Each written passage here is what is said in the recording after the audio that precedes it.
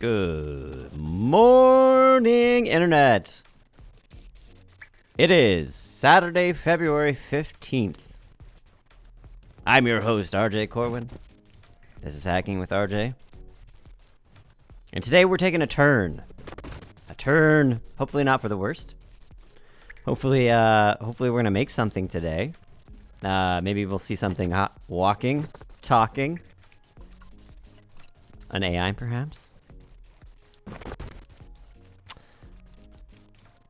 Our goal today is to make our esteemed viewer app. We've been working on a custom model to back this app. And we've hit all sorts of interesting ups and downs. Mostly my boat sinking. But it's been difficult to train the Phi 3 vision model on a fish from the Sea of Thieves. And get it working and get that training run to work on macOS, but recently got this little gem, the Jetson Orin Nano developer kit that I can run Linux, and I'll actually get that our trained model to run on that. But before that, actually, let's have some fun and actually make the app that this model is going to serve. And I say it's that this app is going to be served by a specific model. We can try all different sorts of models with the Steam Viewer app. To review, I've been writing a Steam Viewer prompt. To recap, for those that don't know what app we're building, this describes the app that we're building, and it goes like this. I'm going to feed this to O3 Mini, the new AI model from OpenAI, on the high effort mode, and we're gonna see if it can help us build this app. But before that, let's take a look at what this app is gonna be by reading the prompt. I'd like to write an app. Let's see. There we go. I'd like to write an app. Actually, AI is gonna help me write the app. A fantastic app full of wonder and awe and wonder. Remember the show Mystery Science Theater 3000? I want to recreate this experience, but in a web app. And instead of a movie, I share via my web browser a window of a video game I'm playing poorly. We'll keep the two little robots in the front row, but instead of the robots being voiced by real-life humans, it's voiced by AI. Ooh. I'd love to do some voice cloning, come up with some of my own voices, and get the AI to use those voices that I come up with. So it's kind of like I'm voicing it, but it's live. It'd be kind of trippy to be listening to myself make silly voices. Anyways, that probably won't be the MVP here. Robots will watch the game and make sarcastic comments. I'll try not to have my feelings hurt. It's gonna be great. The little robots will watch, listen, and comment away while the user plays their game. The little robots will be henceforth referred to as esteemed viewers. Please write all the code for the front end and the back end. Lastly, provide me directions on how to get it running on my local computer so I can kick the tires. And so that's the goal. And we're going to feed this to, as I said, OpenAI's O3 Mini. In fact, I already did. I let it churn away on that, since that takes a little while. It actually didn't take as long as I thought it would. I think it said 24 seconds when it was all done. But here's the specs. This kind of recaps what I just set up there. Technologies. We're gonna go for a Go backend, a React front end, AI processing, OpenAI API or custom model. So hopefully, it's going to use an OpenAI library, and then lots of other libraries are compatible with the OpenAI API, including Ollama running on my local computer and Phi 3 Vision already. you know, not fine-tuned for our needs, but we can certainly try that. Streaming and capture browser-based screen sharing APIs. So I did some like initial trying to explain this to AIs, various ones in the past, and for some reason they weren't picking up on like, oh right, this concept like browser sharing. Like imagine it's Google Meet. In fact, I could see this being like a Google Meet plugin or a Zoom plugin, where essentially we're doing Zoom, recreating Zoom, except we're adding attendees to that Zoom call. You share a window. It could be an Excel doc if you want. Sarcastic commentary on that, but for me, it's gonna be video games. And you share from your web browser. You share, just like you do from a Google Meet, a window, and you see your window, but with overlaid on top is our robots sitting in the front row, just like Mystery Science Theater 3000. I guess for those who maybe don't know Mystery Science Theater 3000, Mystery Science Theater 3000. It kind of looks like this.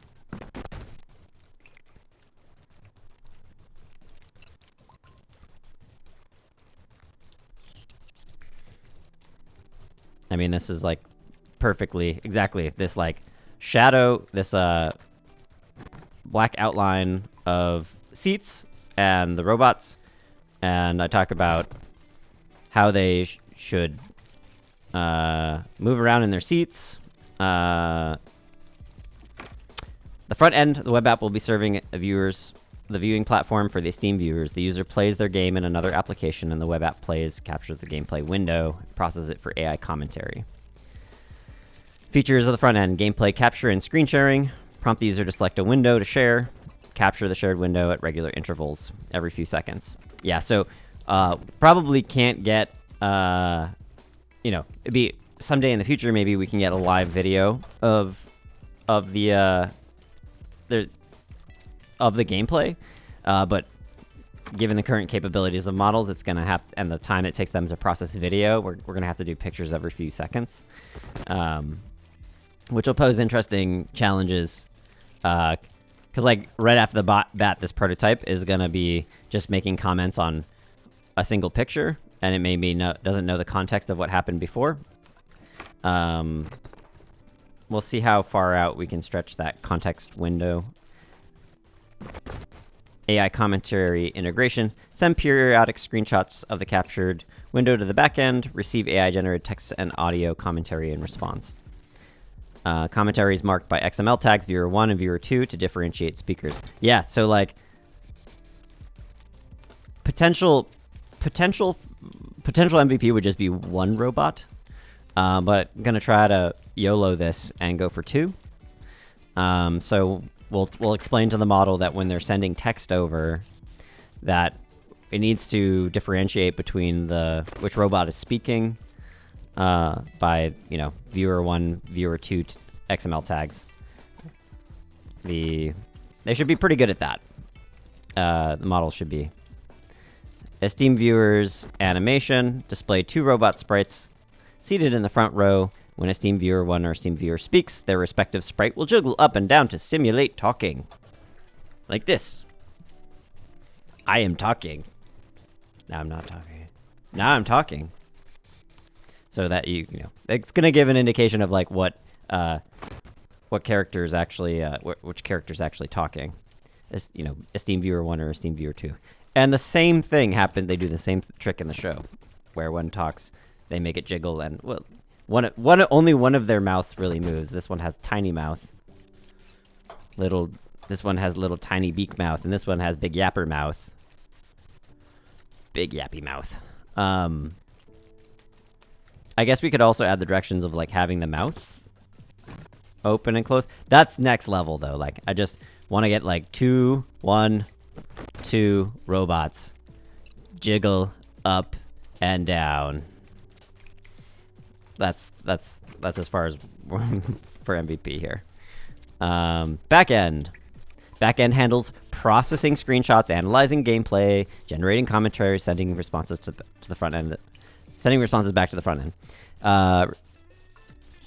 Screenshot, relay, and analysis. Receive periodic screenshots from the front end. Process the image using AI vision models to determine gameplay context. AI-generated context. Use an AI model to analyze the game state and generate witty, sarcastic, or insightful comments. Return response in both text and synthesized speech. We might just do text at first. I threw in the speech part because that seems like really ideal. I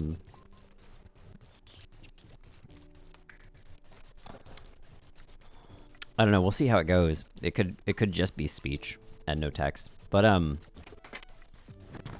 depending on how good O3 Mini is at whipping things up, maybe we get both right away. Audio processing, convert AI-generated text responses into speech audio. Send audio back to the front end for playback. Yeah, so we're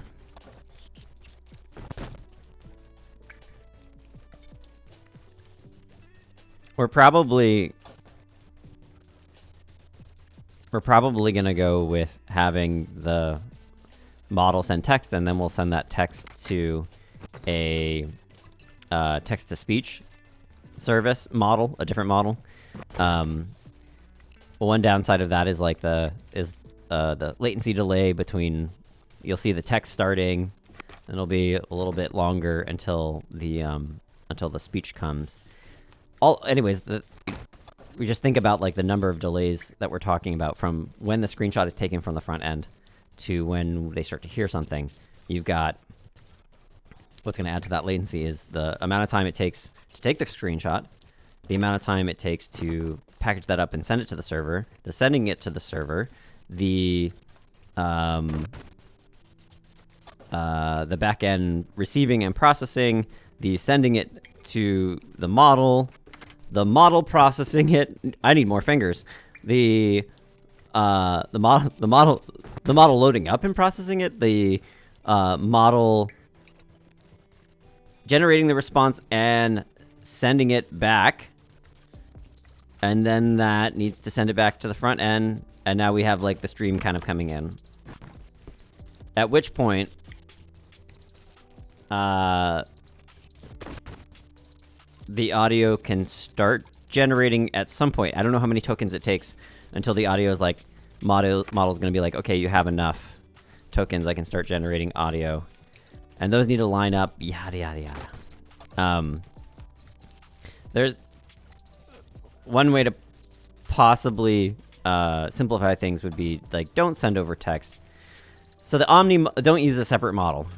So like OpenAI's 4.0 stands for Omni model can send audio back directly without having to do the text-to-speech part. So that might be interesting to try.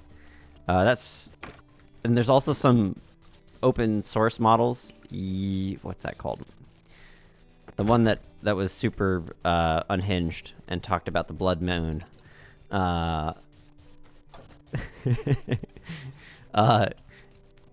We may or may not try that. All right, moving on. WebSocket streaming. Maintain low latency communication between front end and back end. Yeah, we'll try with the low latency part. We'll see. Additional considerations. Customization options. Users can tweak their humor style of a Steam viewer. Snarky, wholesome, or chaotic. So this was added actually by working on this prompt with GPT for Omni. And it seems like an interesting idea. Don't think it's not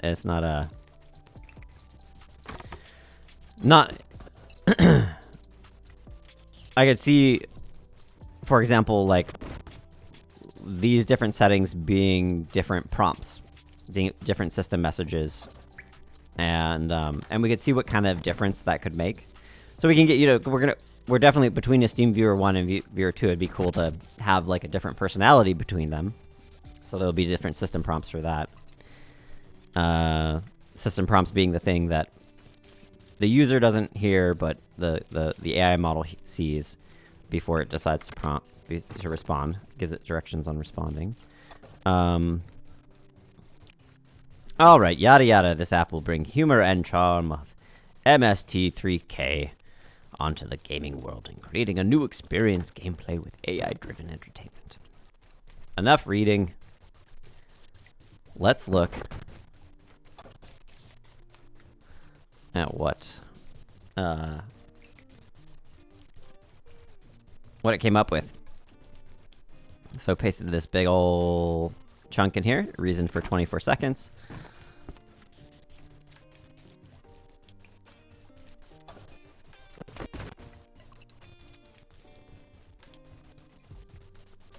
Interesting, OpenAI is showing some of the reasoning stuff.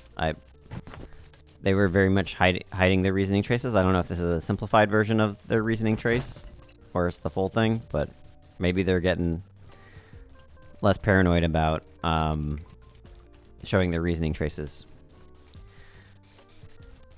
Below is an example implementation of Mystery Game Theater 3000 web app. Sample code sets up the Go backend using WebSockets and a React frontend capture. User selected screen of the game sends periodic screenshots to the backend, receives simulated AI commentary, animates 2 robot sprites when they speak. Feel free to expand, blah, blah, blah, blah. Okay. Time for code review. Create a new Go module, for example, in a folder named backend, and add the following main.go.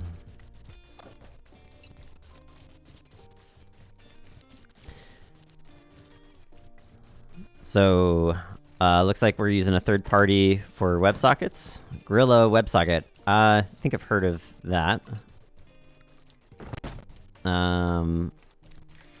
We have a message struct. This is the message, I'm assuming, from the chat request. Incoming message. Commentary is the response containing the AI commentary. Cool. So, info from the front end, stuff coming back from the back end. Upgrader. WebSocket upgrader. So the WebSocket package has an upgrader struct, where we say check origin, allow connections from any origin, return true. Okay. So we can update that later if, yeah, because this is just for development. That's origin being, you know, web URL. Origin of the web URL, like google.com. Function main. This code will run when this application starts up. We use the HTTP package. We handle, we set up a handler to the WS route, stands for WebSockets. Handle WebSocket. Where's the handle WebSocket? Ow, my cat! It's scratched me. It loves me, but it also loves to make me bleed. Thanks, bud. Ow.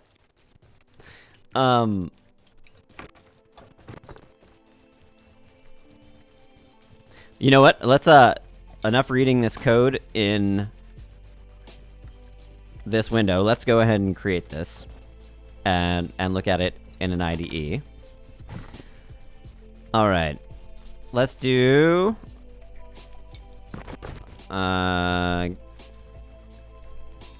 esteemed viewer,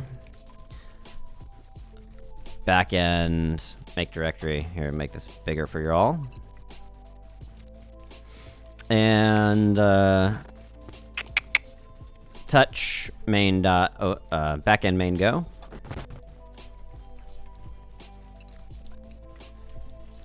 And let's open this up in VS Code.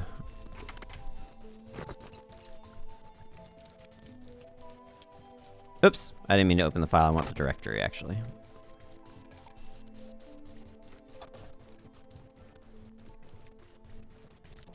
And we'll put that right there. Close you. Install the Go extension. Yes, please. Yes, I do! The Go team at Google. Do I trust them? Yes. I sure hope I can trust them.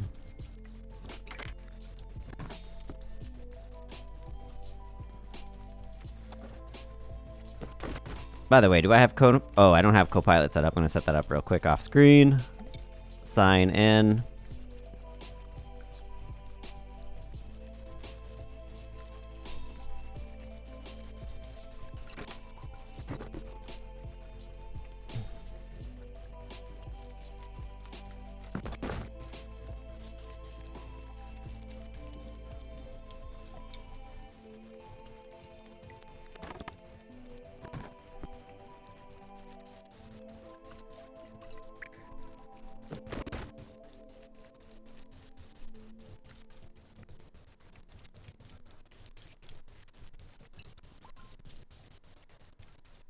All right.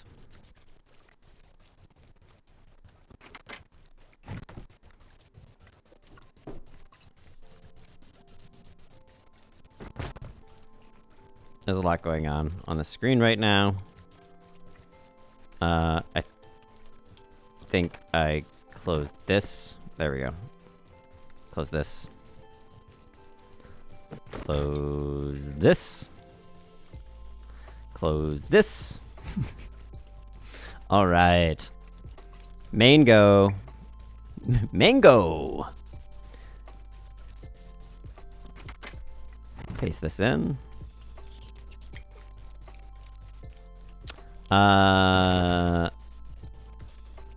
Allow. Okay, so first things first. We don't have our WebSocket library, but let's read through the code first. We gotta install that dependency when we get there. Or actually, maybe I should install that dependency so that we have some. So this is checking types and stuff.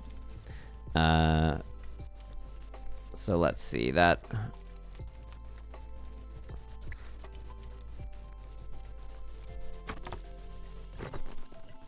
That's gonna be... I'm just gonna look at all the directions it has for us.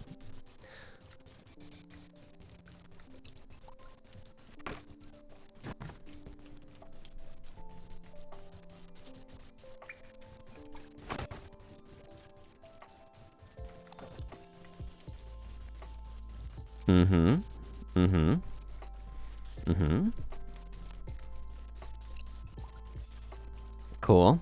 Cool, we're set up. Go get. We're getting our gorilla.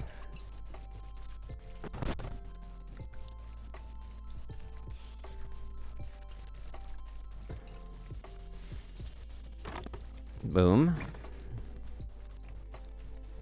Cat, go some. There's our SHAs for this package. Cool. Alright, so now we should... This is no longer red squiggles. Hold on, I gotta get rid of this thing. Not a fan of that mini code thing. Appearance, status bar, I think... Is that thing down there? Yeah, I don't need that. YOLO. All of my Vim commands. Editor. Appearance. Minimap. Minimap. Goodbye. Alright, that's a bit nicer. Probably a setting for getting rid of this too, but dealing for now. Okay.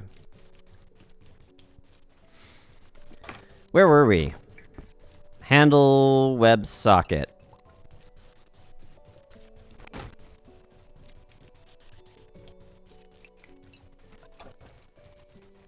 Yes, I was wondering where the handle WebSocket function is down here. Okay, great. And we'll read that in a second. But binded to the WS route is our handle WebSocket function. Creating a file server, public. That'll be for the front end. I'm gonna have to create that public directory before we start running this. And add our React app. Oh, okay, and it's gonna handle it the root route. And we're gonna print and listen and serve. Cool. So handle WebSocket. This is where the magic will happen. We've got handle WebSock and generate commentary function. All right, first up, upgrade the initial GET request to a WebSocket. Right. So it's just going to come over as an HTTP GET request. Upgrader, we hand the writer and the reader, excuse me, the writer and the request to upgrader.upgrade. What is the upgrader package? WebSocket upgrader. What? Where did that come from? Oh, I mean, yeah, right, up here. WebSocket upgrader struct. Okay, so the upgrader struct must be your receiver that has this function. Object-oriented like thing for Go. Has an upgrade function. Just out of curiosity, let's see what the upgrade function does over in this WebSocket library.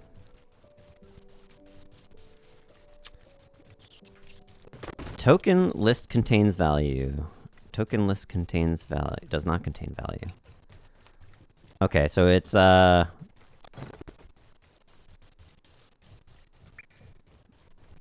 looking for some hints from the request. Checking the origin stuff. I'm gonna call our check origin function.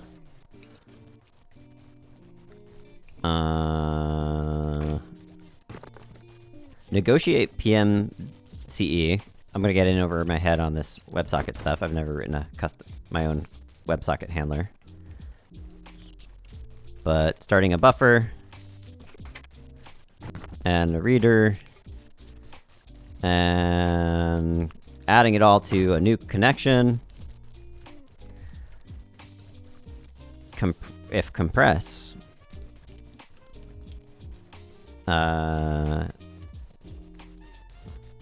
Append switching protocols. Okay, so this is, I think it's then gonna like send a response and say, hey, we're switching protocols. It's not gonna close the request. It'll probably just keep it HTTP request open, but this is gonna tell the browser that we're switching protocols to WebSocket. Cool. And appending a bunch of stuff. Interesting. I wonder what the VS variable is. It's looking through some stuff. Appending a break line.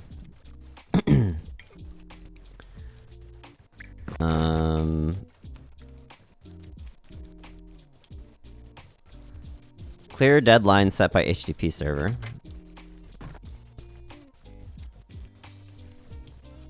That probably sends some more over the wire.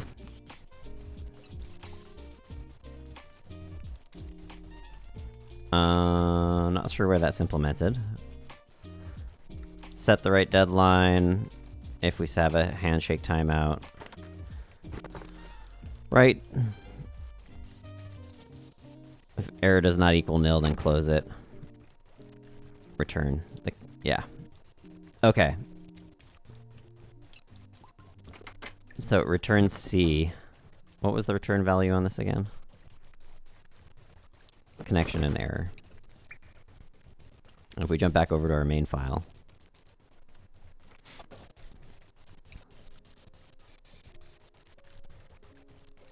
Returns the connection. And when this handle WebSocket function finishes, via defer, the connection close function will get called. All right, WebSocket set up. Assuming all that's correct right now, just still doing quick code review. Connection, read a message. So this for loop will pause until there's a message to read.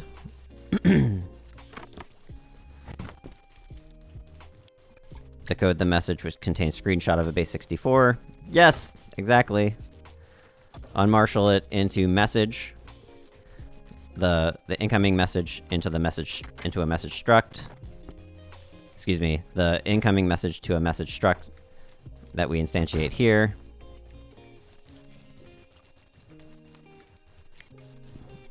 And then we call generate commentary. Oh, we're not passing the message in yet.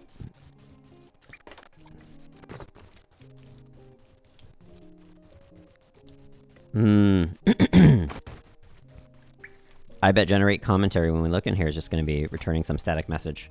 It's just getting us started.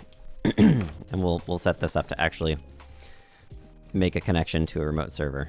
Yeah, so static messages, viewer 1, and it's doing a random...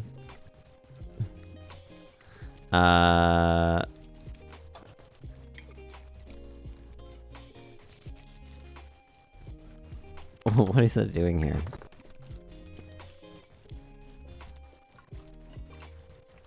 Rand seed is deprecated.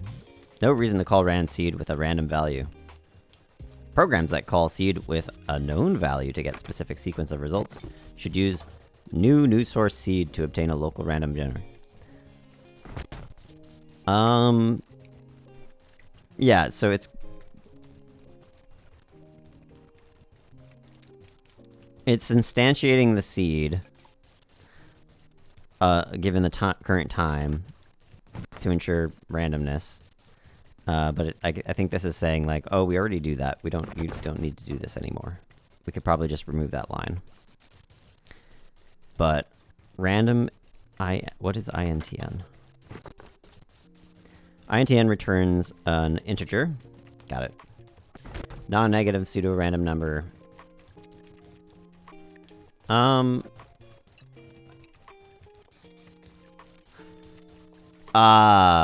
That's gonna be between the length. So one of these messages.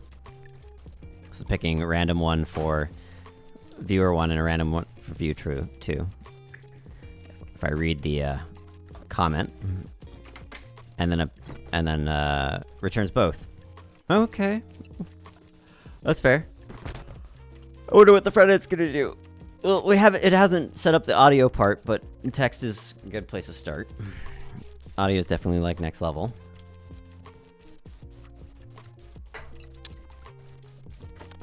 Actually, would be kind of annoying on stream, wouldn't it? If if this thing was just yapping away.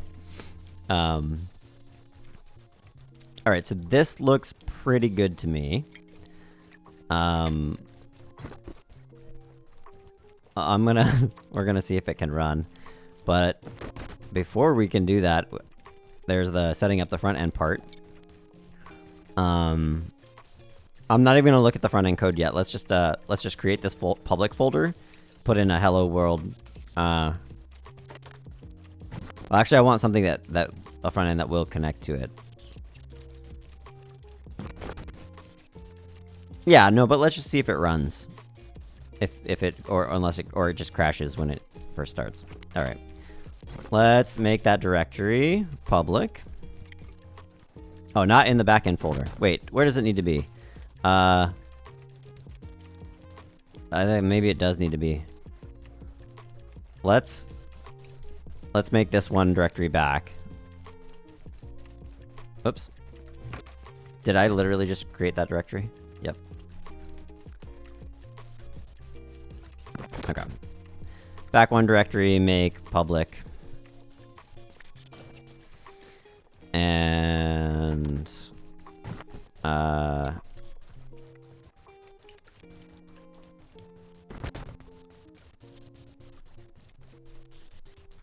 echo hello world into a public index HTML file.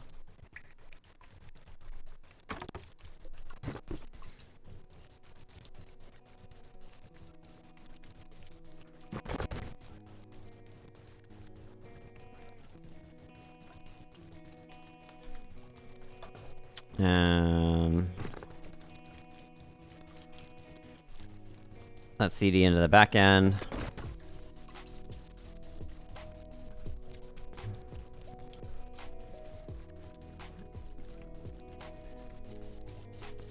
And it's probably going to say go run. Yep. Oh, it also told me to create a public folder, yep. Create a public folder in the same directory.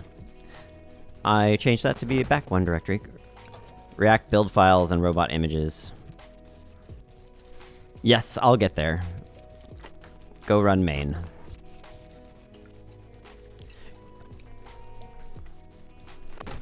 Come alive, esteemed viewer. I guess it should be esteemed viewers, plural. Are they really different? Go! Started! Didn't crash! Alright. Next up.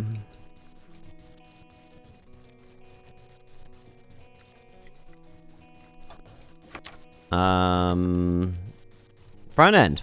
Oh wait, no, let's check to see if we can see. I'm gonna get a Google Chrome window.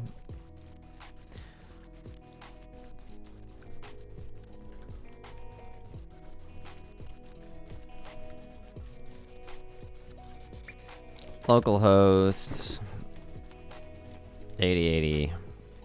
Hello world. All right, off to a fine start. Thank you, O3. React front end. Create a new React app, for example, yada yada, and replace the default code with the following.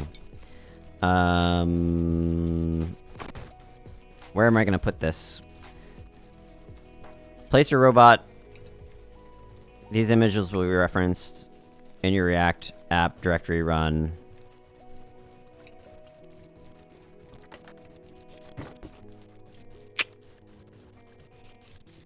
Does this need to get compiled into a bundle? Or is this gonna work straight out of the box these days? Yeah, because we want this in source.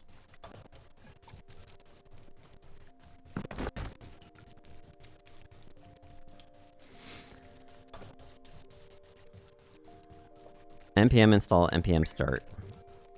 This should launch the app on port 3000. Make sure your backend is running on port 8080 so the web app connection can be established. Navigate to your backend directory.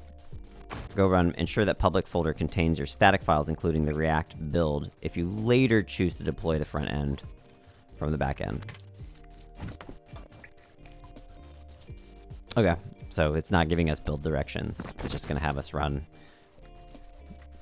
how to set up the public directory just for posterity, for future work. In your React directory, run npm start. This will open your browser. Click the start game capture button. Test the experience once you blah blah blah blah. Yeah. Okay. So we'll actually go to port 3000 on our local machine to view the React app, and later we'll do a build where that build will go into the public directory and it'll be all in served from one server. 2 servers for now. Let's do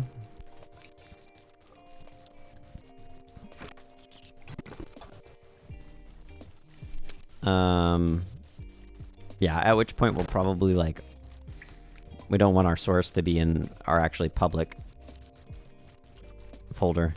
Oh wait, but I set up the front end. Front end, right? No, I did not. Did I in this folder? Oh. Oh. Silly me. Okay, public should be in the backend folder, so that it's all together when the build does happen. And then I'll put a front end folder at the root of the repository, where the source will be. Let's update this. So it's not back one directory. Shut the server down. Move the public directory into this one. And let's create the front end directory.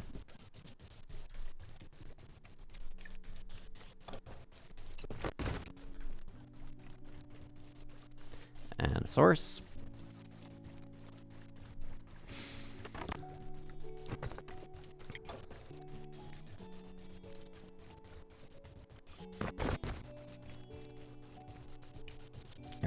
Let's make sure the backend still runs.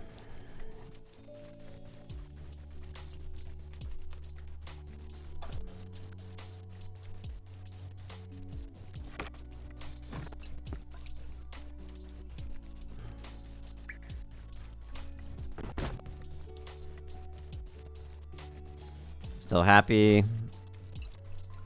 Reload. Our hello world's still there. It's all contained in the backend. All right, now maybe instead of having a front end, back end, this is just going to be easier IDE, just all together.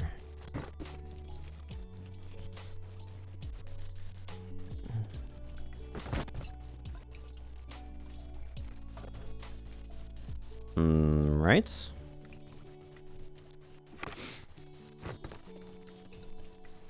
Sea of Thieves, we're gonna minimize you for now.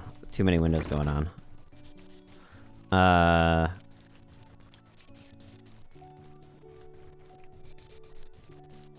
And minimize you.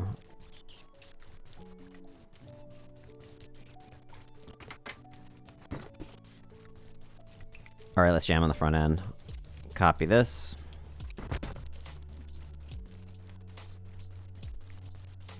This is supposed to be app.js. Touch front end. Oops. Source app.js.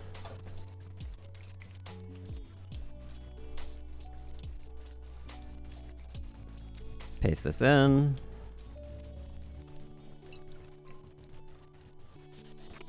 A CSS file. Front end source app CSS.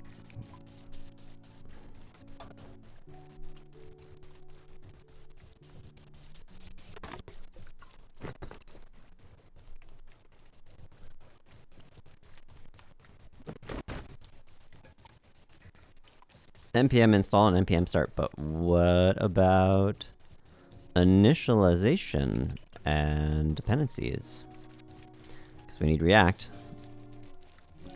Did it forget to give me those directions? It did, I think.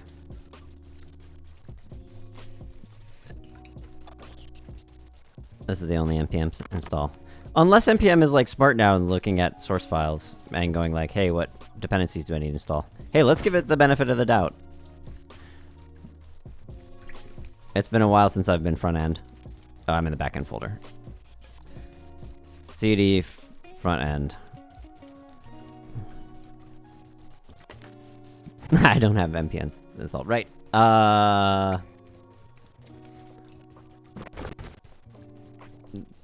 Best way to get Node.js installed these days, probably Brew.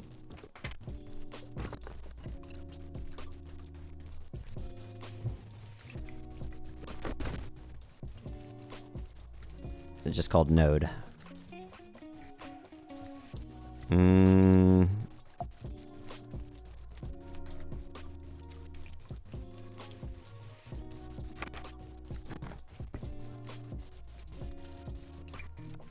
Yeah, I'm gonna see how this goes.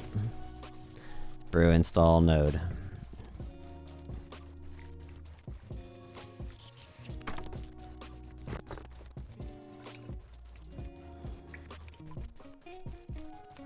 While it's doing that, we can do some code review. Our app.js file. Make you bigger.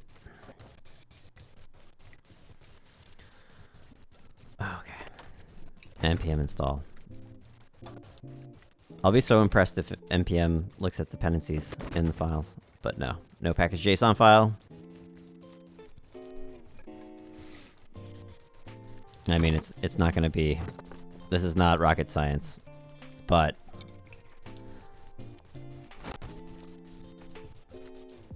Let's feed in the error message and see if O3 can figure it out.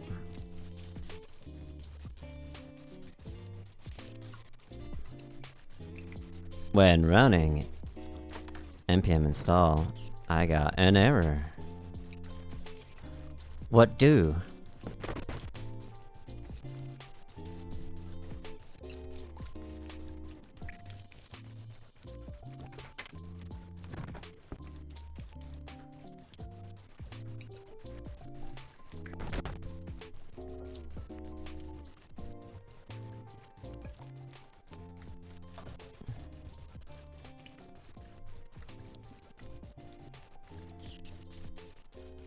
Error means that couldn't find a package JSON. Duh. Initialize a new project if you haven't created your React project yet. Did it actually tell me to do this? Nope, it's the only instance of this. Generate a new folder called frontend with a package JSON file with all the necessary configuration. Manual.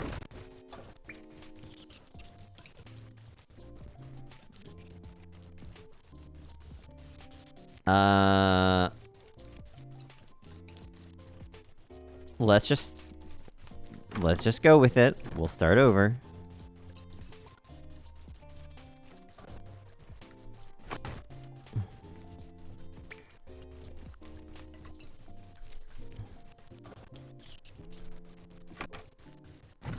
npx create React app front end. Yes.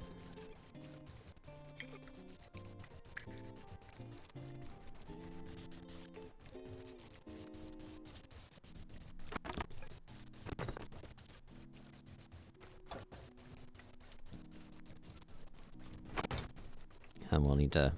I'm guessing that it will create an app JS file and the app CSS file, and we'll just have to copy this over again. Copy.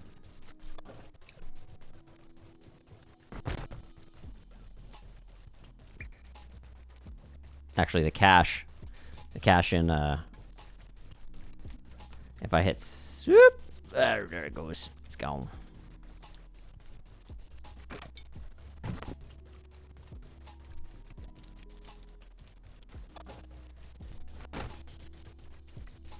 Let's just make sure it runs before we paste over stuff. It's npm run, right?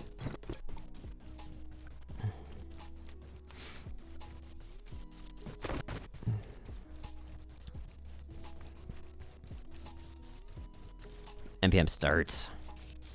Brain is in Go world. Oops, front end. npm start.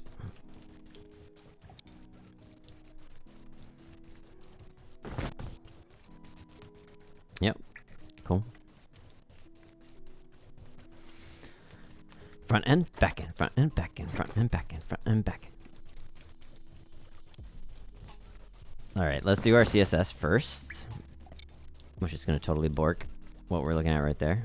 And then we'll do the app. In the spirit of YOLO, we're just going to see what happens.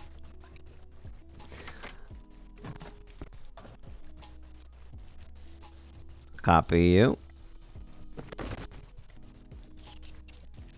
Save. Copy you. Save. Ooh! Warnings, warnings, warnings, warnings. I think that, that's just a compile warning. That's fine. Our app! A Steam Viewer 1 and a Steam Viewer 2. Looking kind of shabby right now. Broken images, which I was expecting. O3 Mini did warn me about that. Let's bring back Sea of Thieves. Hello, friend. Let's watch the back end.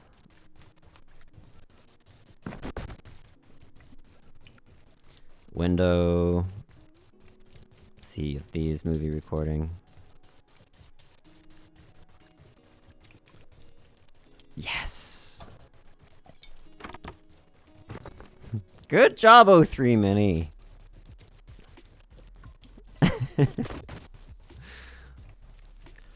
It's streaming back those random bits. Alright. That's a good start.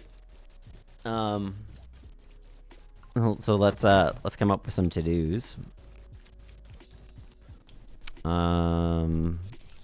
Oh my god.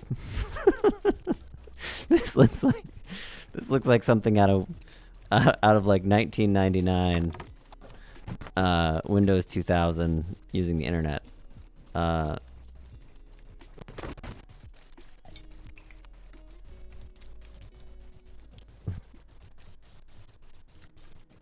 Alright, a Steam Viewer prompt done. Yeah, that worked. Get hello world. That definitely worked. Next up, update sprites.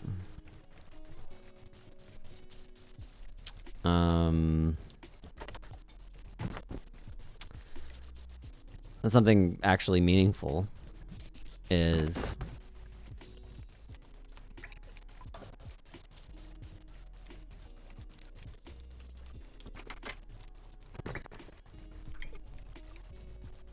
replace static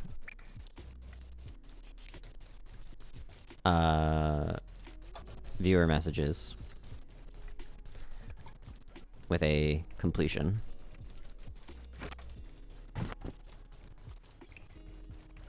And I think we could just like send a completion of the image and just no prompt, and just get back some kind of message.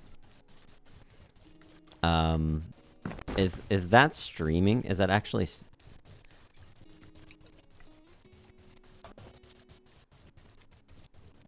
or is it just sending the whole thing? Yeah. So it's actually, I think it's just sending the whole message. Let's go and review our. Actually, we haven't reviewed this code yet. Let's see what it's doing. All right. The app is a function. Export the app.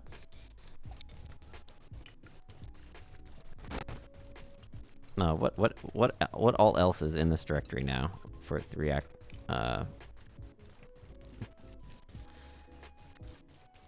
Index.cs, index.js. Creates the React app. Renders it. Calls it. Okay. So the React framework, because it's saying render this element, it's going to call the app function. This. All right, next up. Use ref. Let's close this. It's setting up a video reference. Oops. And a canvas reference. The canvas is going to be this area, the screen. The video reference is probably the capture API.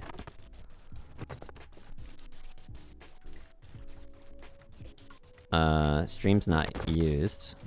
Set stream state to nothing. Use state. WebSocket and set WebSocket. Commentary. Oh, right. These are the values, and this is the setter. My Steam Deck just went to sleep. It got tired. Another state. So for state, we have stream, WebSocket, commentary, animating viewer 1 and 2. Starts off with false. Cool. It's doing the animation thing. Oh, my eyes were getting fooled. I see now that the Steam viewer 1 and 2 are getting animated. My eyes were showing this is moving when I was looking at this. Open WebSocket connection to the backend at the correct place. Port 8080, WebSocket route. This is all standard browser WebSocket stuff. On a message, parse it out, and set commentary. Use the setter for the commentary, given the package's text. If it includes viewer 1, then animate, set the animating viewer variable to true, and then in half a second, set it to false. Otherwise, the next time you set it, it would probably not do anything. All right, and same for viewer 2. All right, start capture. When start capture gets called, that'll be on a click event down here somewhere. Get media to display. Display media. Cool. Show cursor. I actually don't want the cursor to show. I don't really care about that right now, but audio false. We're not sending audio. Cool. Set stream. Okay, so we set the stream variable using that media stream. And if the video ref is current, set the video ref to media stream. What's video ref again? That, okay. The send screenshot function, which I'm assuming will happen, oh, at an interval. Here it is. I jumped ahead. Start capture. Start capturing. Where's that called from?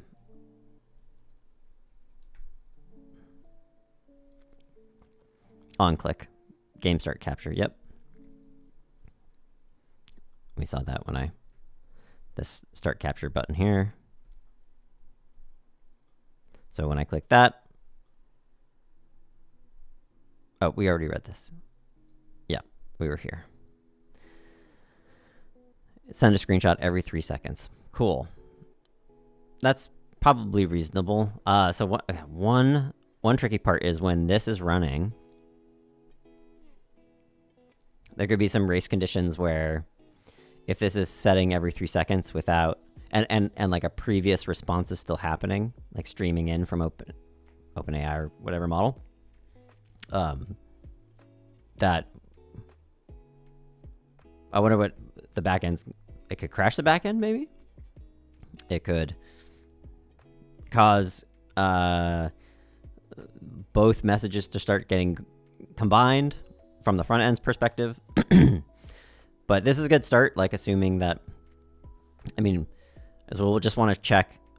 Oh, I don't think we've implemented the understanding that a message is, you know, because LLMs are slow, they generate tokens, X tokens per second, that it could still be getting the message from the previous one. But we'll loop back around to the set interval so that we'll want it to be probably a set timeout. Every time, well, this will be a set timeout here, a recursive set timeout that then checks, that then gets called again a set timeout after the previous stream has, you know, full response has finished coming in. So, and maybe we don't even set a timeout, actually. We just keep, after every message finishes, we send another screenshot and another screenshot. Maybe. Then it would just get, it would be just chatty, it would be constantly forced to say something. We'll have to find a balance there of like, we can keep getting it to say things over and over and over again, but really you want it to say something when it matters. And so perhaps the back end needs some logic of like a completion before it starts a streaming completion to the front end to say, is there anything we're saying here? And if so, then produce something. All right. Because if it's the same screenshot as 3 seconds ago, then, you know, that's going to be, maybe we would want to send, you know, maybe the AI would just say like, hey, there's nothing worth saying here. All right. But for sure, yeah, we'll probably set an interval just to space things out. So it's not always constantly streaming back some kind of response. Send a screenshot. Looking at the canvas. If none of this is set, then bail. Video, canvas, width, height, context, get it. 2D context. Context draw image.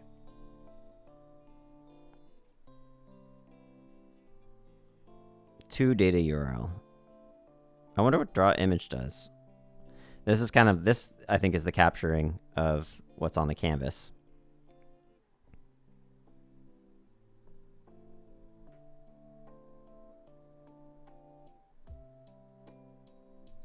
It'll be interesting to debug later and see what it's doing in there. But WebSocket send JSON stringify the image data. Oh, so over the WebSocket, we're just straight up sending the image data URL. Doesn't need to be any particular format. Oh, unless this toData URL gives it, is that an object? Yeah, it's an object. So we send whatever the return of canvas toData URL is, whatever that format is. Can I get? Yeah, also interesting to debug, but that's great. This all looks really boilerplate, and it works. All right, then in our actual application, the header, the button to start, a video. Oh, we have a video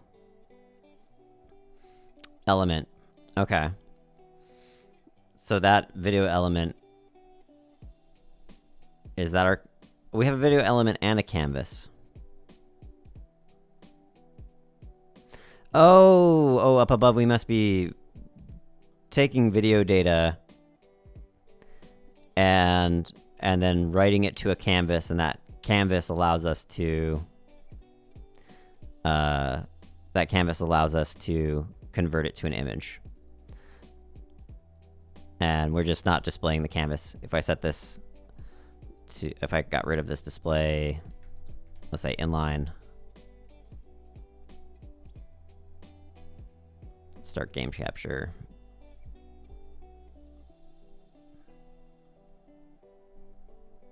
Now we see that this is the canvas element down here. That is taking a screenshot every 3 seconds. Cool.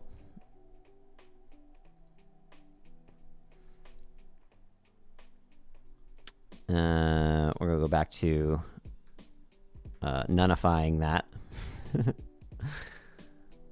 And the commentary getting inserted into there. Animating viewer.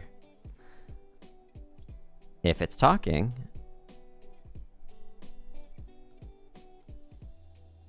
then add the talking class. So class, if animating viewer 2, then add the talking class. And in our app CSS, a talking, transform, a little animation across the y-axis. Okay, so translates it down 10 pixels. -10 is -10 up, and then when the talking class is removed, then it'll do the opposite animation, transform. All right, that's we made pretty good time with that, because this kind of worked out of the box. Missed some steps. O3 missed some steps on setting up the front end with the initializing the app. I mean, it was assuming that was obvious, but we did ask it to give us all the directions. But that was pretty impressive. This is a great starting point. O3, you're great at generating templates for apps to get started with. And so next time, we'll update the sprites and replace static viewer messages with a completion. So we can actually get some actually generated AI commentary. And at which point then it'll be kind of like beautifying, maybe some beauty, add some makeup, visual wow. Because the little dudes down here, I want them overlaying, you know, here in the front row and some seats and the robots to be like, yeah!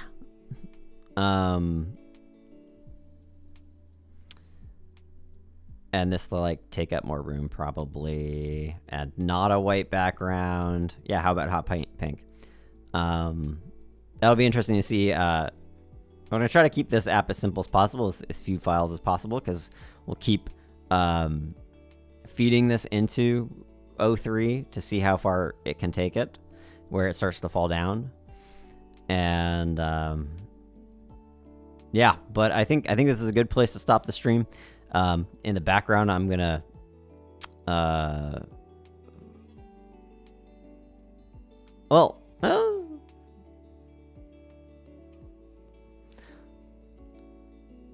I was thinking that I would set up, I don't have a personal OpenAI account, so that I could start sending some of these images to, but I think it, don't need to complicate it. We can start with 5.3 Vision running in Ollama locally, and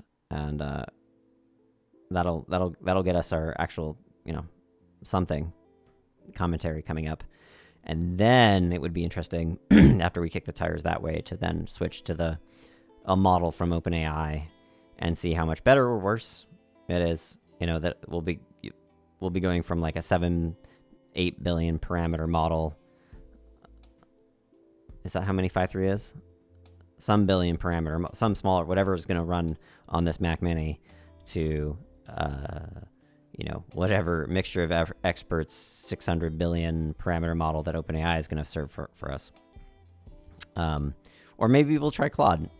Claude is, has that reputation on the street of being a better creative writer. And this is a creative writing task for sure. All right. Yeah, well, with that, thanks for joining. I'm RJ Corwin. This is Hacking with RJ. Till next time.